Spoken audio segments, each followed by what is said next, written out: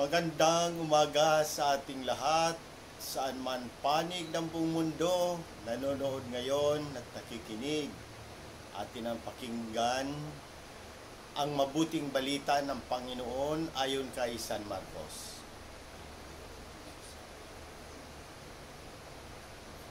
Noong panahong iyon, isang Pariseo at ilang kampon ni Herodes ang pinapunta kay Jesus upang siluin siya sa kanyang pananalita.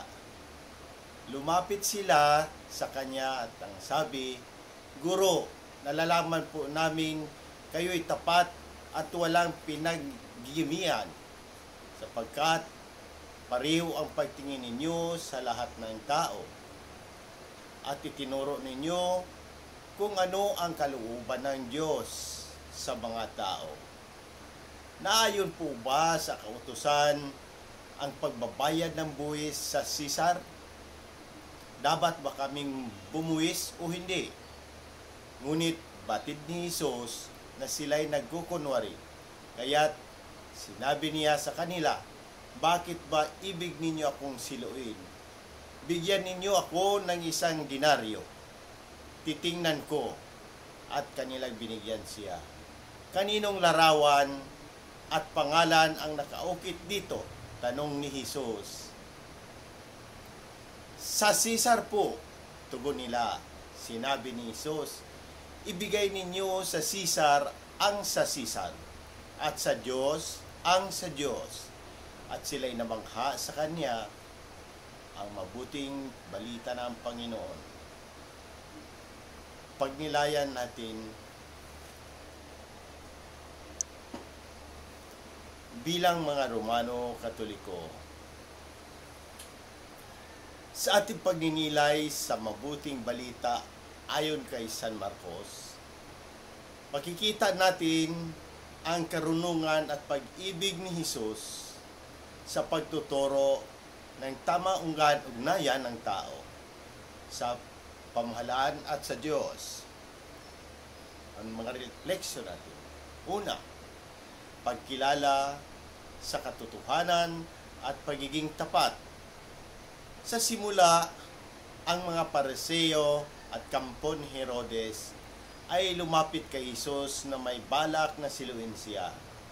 Gayunpaman, ipinakita ni Jesus ang kahalagahan ng pagiging tapat at ang pagbibigay ng tamang paggalang sa lahat.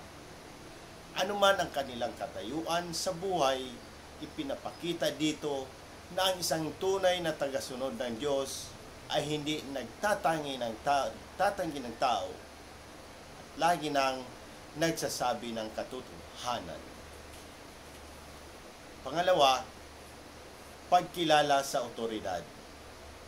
Nagtanungin si Jesus tungkol sa pagbabayad ng buwis kay Sisar. Ipinakita niya ang tamang pananaw ukol sa pakikitungo sa pamahalaan.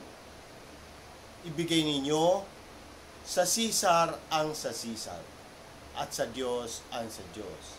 Sa pahayag na ito, itinuturo ni Jesus ang tamang balanse ng ating tungkulin sa pamahalaan at sa Diyos. Bilang mga Kristiyano, kilala natin ang otoridad ng pamahalaan sa mga bagay na uukol dito, tulad ng pagbabayad ng buwis. Ngunit hindi natin dapat kalimutan ang ating mas mataas na tungkulin sa Diyos.